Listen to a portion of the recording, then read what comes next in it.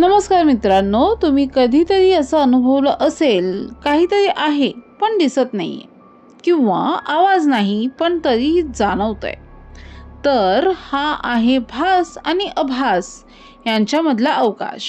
इथे प्रत्येक कथा कधीतरी घडलेली असू शकते, पण ते खरंच घडली होती की नाही हे मात्र सांगता येत नाही. कदाचित ती खरी नसेल किंबहुना ती खरी असायलाच हवी असंही नाहीये.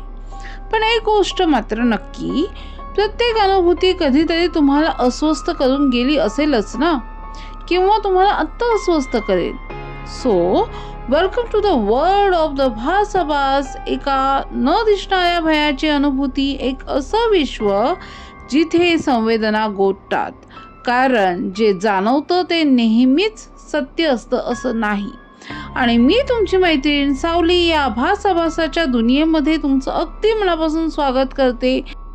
अशाच अनुभूती आणि कथा ऐकण्यासाठी या चॅनेलला लाईक करा, सबस्क्राईब करा आणि शेअर करायला मात्र विसरू नका.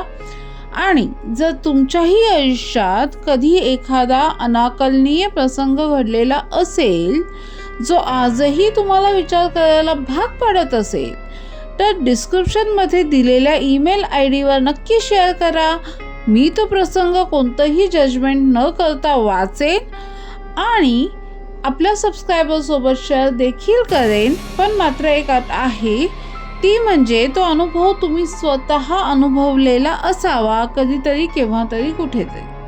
कारण जे जाणवतं ते अनाकलनीय असू शकतं. तर आपण भेटूया दर वेडनेसडे, थर्सडे आणि फ्रायडेला. तोपर्यंत काळजी घ्या आणि नेहमी अलर्ट राहा. See you.